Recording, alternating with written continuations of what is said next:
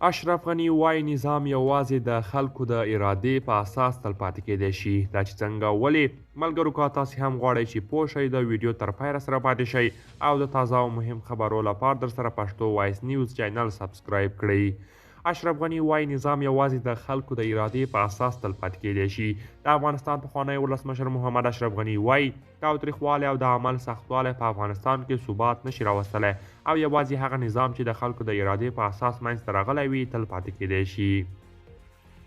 ښاغلي غني خپل پیغام کې ویلي چې افغانستان په تیرو 40 کلونو کې شاته پاتې شوی دی. د هغه په خبره د ژوند، دین، مال، ټولنې، منطق او دلیل څخه ساتنه د اسلام له نظره د امنیت 15 اصول دي او که چیرې امنیت او خوندیتوب دغه اصولو په اساس رامنځته نشي د امنیت او خوندیتوب هر ډول ادعا به بې پایلې وي. د افغانستان پخوانی ولسمشر محمد اشرف غني په خپل پیغام کې سیاست او حکومتدارۍ ته هم اشاره کړې ده. نظام یوازې د خلکو د ارادې په اساس تلپاتې کیدی شي، له هغه نه بغیر ستونزې او تحرکات رامنځته کیږي. ښاغلي غني د افغانستان د خلکو ترمنځ پر ملي یووالي هم ټینګار کړی دی. ویلي یې دي چې یووالی باید په عمل کې رامنځته شي.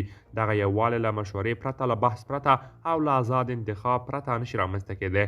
د افغانستان پخوانی ولسمشر محمد اشرف غني د اسلامي نړۍ له هیوادونو څخه غوښتي چې له طالبانو سره استدلال وکړي او هغوی دې ته متوجه کړي چې اسلام د دین اساسات او د مسلمانانو خیر په کوم لوري کې دی. دا په داسې حال کې ده چې طالبانو تر دې مخکې ویلي چې په ټول هیواد کې امنیت ټینګ کړی او د قدرت جزیرې یې له منځه وړي دي. بلخوا د طالبانو دفاع وزیر ملا محمد یعقوب مجاهد وایي د ملت مشروع غوښتنې باید ومنو. هیڅکله باید تکبر، غرور او عجوب ونه کړو.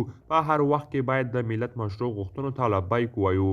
په افغانستان کې د طالبانو حکومت چارسنباله دفاع وزیر مولوي محمد یعقوب مجاهد د طالبانو د نظام د پایښت د ملت مشروع غوښتنو له پوره کولو سره وتړه. قدرمنو دوستانو، دا و زموږ د نن ورځې چمتو کړی ویډیو. که تاسې د ویډیو په اړه کوم نظر لرئ موږ سره یې کومنټ کې شریک کړئ. تر بیا ښه وخت.